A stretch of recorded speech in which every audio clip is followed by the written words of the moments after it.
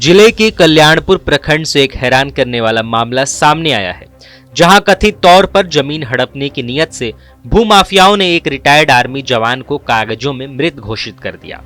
कल्याणपुर थाना क्षेत्र के झखरा गांव निवासी 63 वर्षीय अरुण कुमार ठाकुर आज खुद के जिंदा होने का प्रमाण जुटाने के लिए अंचल कार्यालय से लेकर कलेक्ट्रेट तक चक्कर लगाने को मजबूर हो गए हैं। रिटायर्ड फौजी अरुण कुमार ठाकुर ने इस मामले को लेकर समस्तीपुर के जिलाधिकारी को एक लिखित आवेदन सौंपा है।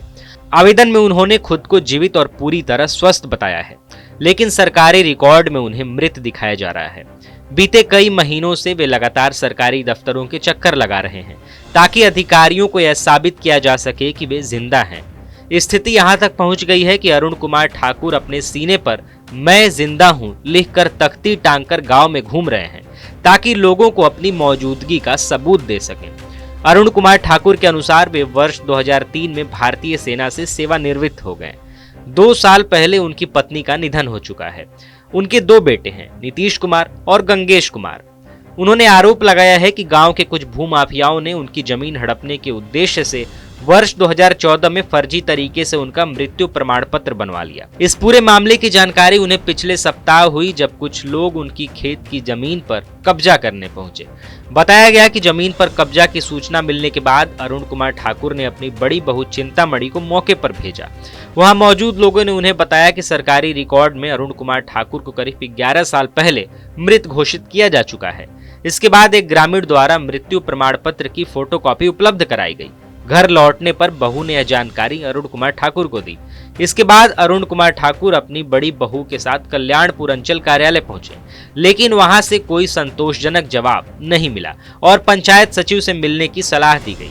इसके बाद वे सीधे जिला अधिकारी कार्यालय पहुंचे, जहां उन्होंने डीएम रोशन कुशवाहा को पूरे मामले से अवगत कराते हुए लिखित आवेदन सौंपा। जिला अधिकारी ने मामले को गंभीरता से लेते हुए जांच के आदेश दिए हैं। अरुण कुमार ठाकुर ने अभी आरोप लगाया है कि जमीन हड़पने की साजिश के तहत भूमाफियाओं ने उनके दोनों बेटों को शराब की लत लगवा दी। नशे की हालत का फायदा उठाकर वर्ष 2024 और 25 में उनसे करीब 6 कट्ठा जमीन लिखवा ली गई।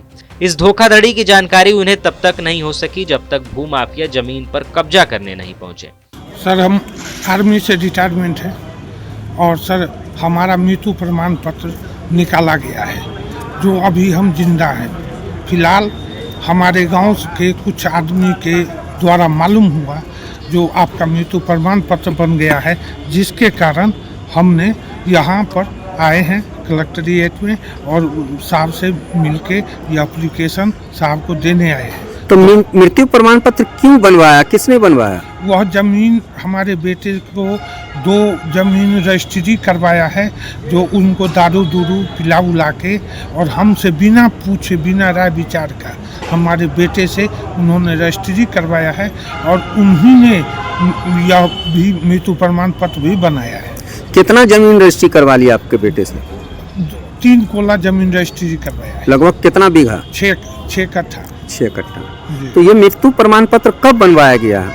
यह मृत्यु प्रमाण पत्र सर हमको तो कल मालूम हुआ, और वो बनवाया कब यह चीज़ मैंने इसी में एप्लीकेशन में लिखा हुआ है, तारीख लिखा हुआ है और हमको तो कल ही मालूम हुआ। तब तो मृत्यु प्रमाण पत्र में कितना तारीख लिखा हुआ है?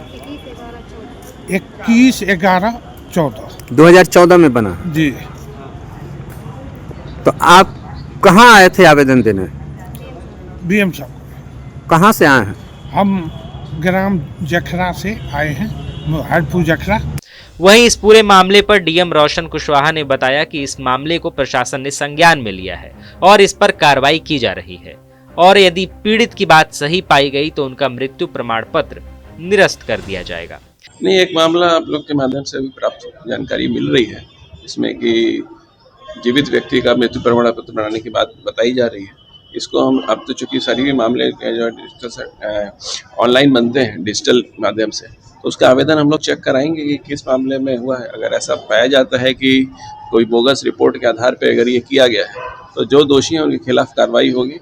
और वर्तमान में चूंकि वो जीवित हैं, इसलिए उस मृत्यु प्रमाण पत्र को निरस्त करने के लिए भी हम लोग निर्देशित करेंगे। यह एक सत्यापित तथ्य है कि किसी व्यक्ति को मृत घोषित किए जाने के बाद वह जमीन का मालिक नहीं माना जाता। इसी कानूनी कमजोरी का फायदा उठाकर आजादी के बाद से अब तक देश में ऐसे कई मामले सामने आए हैं जहां जिंदा लोगों को कागजों पर मृत दिखाकर उनकी संपत्ति कब्जा कर ली गई है।